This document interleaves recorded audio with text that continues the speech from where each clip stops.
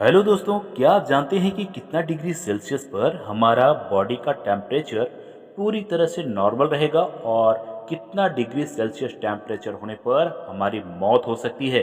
तो आज के इस वीडियो में इस चार्ट के माध्यम से बहुत ही महत्वपूर्ण जानकारी हम आपको देने का प्रयास करते हैं, जिससे आप अपने बॉडी के टेम्परेचर को नॉर्मल रख सकते हैं। जैसा कि आप सभी जान रहे हैं कि अभी मौसम का तापमान इतना ज़्यादा बढ़ गया है कि इस वीडियो को समझना बहुत ही आवश्यक हो गया है। अगर इसे नहीं समझेंगे तो प्रॉब्लम आ सकती है। तो चलिए हम इस चार्ट के माध्यम से सबसे पहले समझने का प्रयास करते हैं। तो यहाँ पे हम देखेंगे कि 37 डिग्री सेल्सियस जो है ये हमारी बॉडी का नॉर्मल टेम्परेचर है और इसमें हमें किसी भी प्रकार की कोई परेशानी नहीं होगी। हमारा बॉडी जो है पूरी तरह से नॉर्मल रहेगा। लेकिन जैसे ही 38 डिग्री सेल्सियस का टेम्परेचर आता है तो हमें बहुत ज़ोरों की प्यास लगने लगती है, गर्मी बहुत अधिक अपने बॉडी में फील होता है, बॉडी से पसीना आना शुरू हो जाता है, साथ ही सर दर्द जैसी समस्या बनना शुरू हो जाती है। तो इस प्रकार 38 डिग्री सेल्सियस में हमारा बॉडी थोड़ा अब नॉर्मल फील करने लगता है। दोस्तों, इसके बाद जैसे ही हमारी बॉडी का टेम्परेचर 39 डिग्री सेल्सियस पे आ जाता है तो ज़्यादा पसीना आने लगता है, हार्ट रेट जो है वो बढ़ने लगता है, साथ ही सांस फूलने लगता है, ब्लड प्रेशर हाई होने लगता है। आपने देखा होगा कि गर्मी के समय में बहुत ही पसीना ज़्यादा आने लगता है और श्वास फूलने की बीमारी बढ़ने लगती है, क्योंकि हमारे बॉडी का टेम्परेचर 39 डिग्री सेल्सियस आ जाता है, ब्लड प्रेशर काफ़ी बढ़ने लगता है।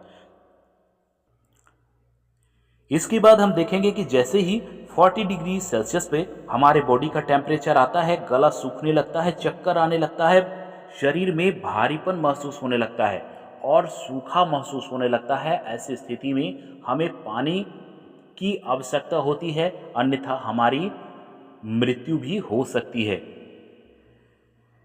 इसके आगे जैसे ही हमारी बॉडी का टेम्परेचर अगर 41 डिग्री सेल्सियस तक आता है तो काफ़ी हमारे बॉडी में थकान फील होता है, कमज़ोरी बेहद हो जाती है, घबराहट होने लगती है, बेचैनी, मिचली जैसी समस्या हमारे बॉडी को घेरने लगती है और हम परेशानियों का सामना करना शुरू कर देते हैं। इस प्रकार से आगे अगर बढ़ते हैं और देखते हैं कि 42 डिग्री सेल्सियस में मानव का शरीर जो है बेहोशी की हालत में आ जाता है और बहुत ही कन्फ्यूज़न जैसी समस्या आ जाती है। आपका ब्रेन जो है काम करना बंद करने लगता है, ब्लड हीट होने लगता है।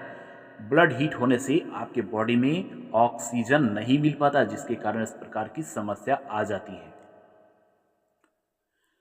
दोस्तों, आप तो जानते ही होंगे कि हमारे ब्लड को हीट होने के कारण हमारे ब्लड में जो रेड रेड ब्लड सेल होते हैं, जो हमारे बॉडी में ऑक्सीजन पहुंचाने का काम करते हैं, वो सेल डेड होना शुरू हो जाते हैं 42 डिग्री सेल्सियस की टेम्परेचर पर, जिसके कारण बेहोशी और कन्फ्यूजन जैसी समस्या हमें आना शुरू हो जाता है और शरीर में बेचैनी महसूस होने लगती है, शरीर बेहोशी की हालत में जाने लगता है। ब्लड को हीट होने से कैसे हम बचाएंगे, अभी इसी वीडियो में बहुत ही महत्वपूर्ण जानकारी आपको देंगे। तो जैसे ही हम अब 43 डिग्री सेल्सियस पे जाते हैं तो ब्रेन शॉक होने लगता है। ब्रेन जो है वो आपका एक प्रकार की पूरे बॉडी का कंट्रोलर है, जो डेड होने लगता है, ब्रेन डैमेज हो जाता है और यादाश्त भी आपका चला जाता है। तो आप देख सकते हैं कि अत्यधिक टेम्परेचर हीट होने से आपके बॉडी में कितना प्रकार का कौतूहल हो जाता है और आप परेशानियों में पड़ने शुरू हो जाते हैं। इसके बाद अगर हम बात करें 44 डिग्री सेल्सियस टेम्परेचर जो है और उससे ऊपर अगर जैसे ही हमारे बॉडी का टेम्परेचर आता है तो ये बेहद ही ख़तरनाक है और ये मौत भी आपको दे सकता है। तो 44 डिग्री सेल्सियस से ऊपर जाने के बाद खतरा ही खतरा है, बचने में काफ़ी परेशानियां आ सकती है।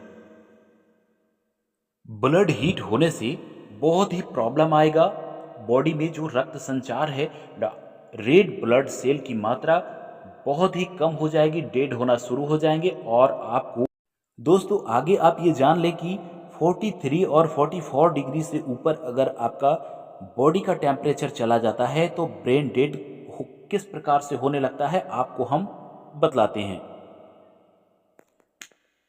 दोस्तों अभी आपके मन में एक प्रकार का सवाल आ रहा होगा कि मौसम का तापमान लगभग 50-51 डिग्री तक चला जा रहा है, तो ऐसी स्थिति में हमारे बॉडी का टेम्परेचर 37 डिग्री सेल्सियस कैसे रह सकता है।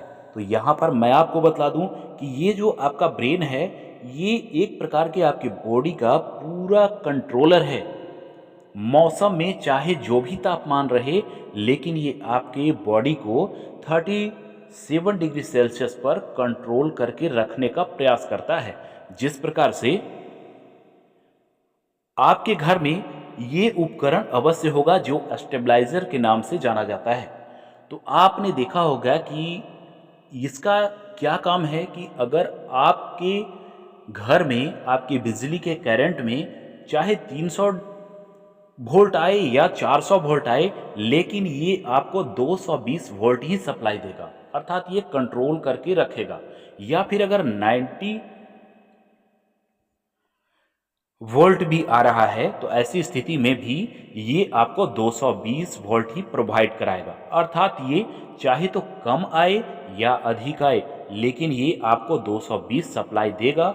आपके किसी भी घरेलू उपकरण को बर्बाद होने से ये बचाएगा।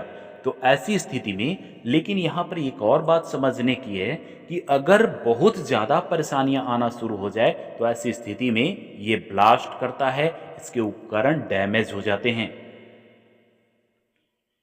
यह भी अपना नियंत्रण खो देता है। ठीक इसी प्रकार से आपका ये जो ब्रेन है ये ब्रेन भी चाहे मौसम में 50 डिग्री सेल्सियस का टेम्परेचर भी अगर हो जाए या फिर 51 डिग्री सेल्सियस का टेम्परेचर आ जाए, 52 डिग्री का हो जाए, कोशिश इसका यही होता है कि ये आपकी बॉडी के टेम्परेचर को 37 डिग्री सेल्सियस पे बना करके बरकरार रखे। जाड़े के मौसम में आपने देखा होगा कि टेम्परेचर में भारी गिरावट हो जाती है, इसके बावजूद भी आप थर्मामीटर लगा करके देखेंगे तो आपके बॉडी को ये 37 डिग्री सेल्सियस पे ये जो है आपके बॉडी को कंट्रोल करके रखता है। लेकिन दोस्तों अब ये बात यहाँ पर आती है कि आखिर ये कितना कंट्रोल करके रखेगा, कब तक ये आपकी परेशानियों का सहन कर पाएगा।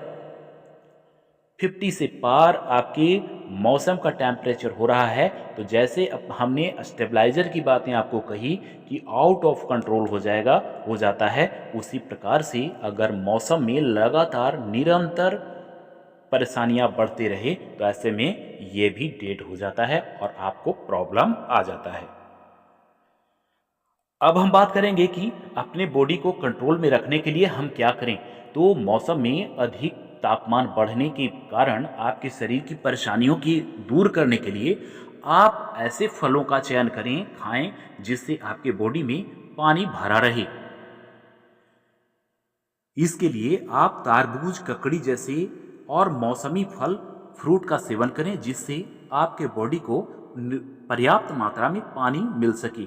अब बात करेंगे कि सबों के बस की ये बातें तो है नहीं कि वो फलों का सेवन कर सकें, तो ऐसी स्थिति के से निपटने के लिए आपको हर आधे 1 घंटे में पर्याप्त मात्रा में अपने बॉडी को पानी देना होगा जिससे आपके बॉडी के टेम्परेचर को नॉर्मल रखने में ये काफ़ी मददगार साबित होगा। तो इस प्रकार से आप अपने बॉडी के टेम्परेचर को नियंत्रित रख सकते हैं।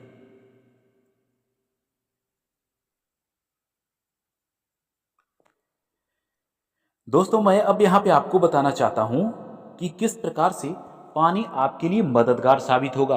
तो ये फोटो आपको देख करके कुछ सीख मिल रही होगी। इसमें आपने देखा कि दूध गर्म होने के बाद ये खौल रहा है और इसमें हम क्या करते हैं कि पानी का छिट्टा लगा करके, पानी डाल करके इसके टेम्परेचर को लो कर देते हैं।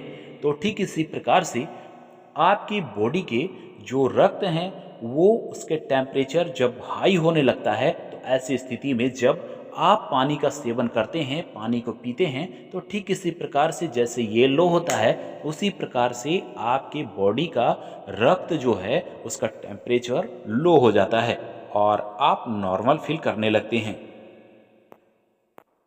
दोस्तों, आने वाला समय बहुत ही गहरा संकट से जूझने वाला है, तो ऐसी स्थिति में वृक्षों को लगाने के लिए खुद लगाएं और लोगों को भी जागरूक करें, नहीं तो आने वाले संकट में पूरी पृथ्वी पर लाशों के अंबार बिछ जाएंगे। तो ऐसी भयावह स्थिति आने से पहले ही हम सजग हो जाएं और सतर्क रहें, ताकि इस प्रकार की परेशानियां न आए।